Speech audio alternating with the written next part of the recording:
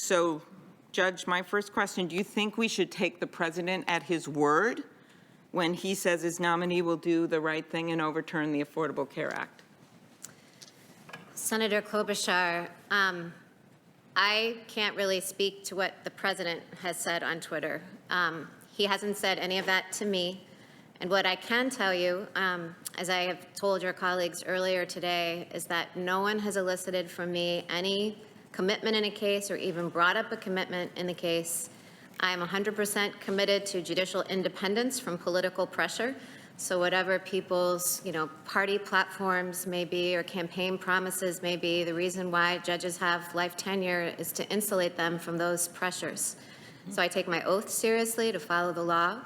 And, I have not pre-committed, nor would I pre-commit to decide a case any particular way. Okay. And I think this life tenure, this idea that you have, just for everyone out there, a job for life, makes this even more important for us to consider where you might be. And I know you have not said how you would rule on this case that's coming up right after the election, where the president had said it would be a big win if the Supreme Court strikes down the law.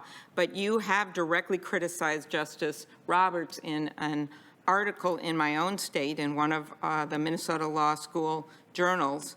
It was in 2017. It was the same year you became a judge. And when Roberts writes the opinion to uphold the Affordable Care Act, you said he, quote, pushed the Affordable Care Act beyond its plausible meaning to save the statute. Is that correct? Senator Klobuchar, I just want to clarify, is this the constitutional commentary publication that you and I discussed? Yes, it is. It is, but it's still a University of Minnesota law. Yes. Okay, I just wanted to be sure because I hadn't published in the Minnesota Law Review. Again, did you ask that question? Did you say that he pushed the Affordable Care Act beyond its plausible meaning to save the statute?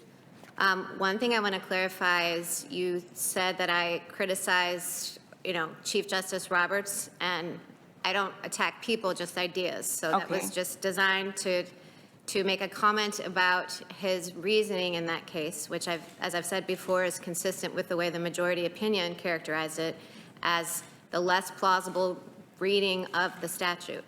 Okay, so you didn't agree with his reasoning in the case that upheld the Affordable Care Act? What I said, and was this King versus Burwell or NFIB versus Sebelius? That was NFIB versus Sebelius. I'll get to King versus Burwell in a second. Okay. What I said with respect to NFIB versus Sebelius is that the interpretation that the majority adopted, construing the mandate to be a tax rather than a penalty, was not the most natural reading of the statute. But it was still the reading that Justice Roberts got to. Now, you also criticized, as you pointed out by bringing up King v. Burwell, another case where the court ruled in favor of the health law. This was in a 2015 National Public Radio interview. And you acknowledged that the result of people being able to keep their subsidies under the Affordable Care Act would help millions of Americans. Yet you praised the dissent by Justice Scalia, saying the dissent had, quote, the better of the legal argument. Is that correct? I did say that, yes. Okay, so then would you have ruled the same way and voted with Justice Scalia?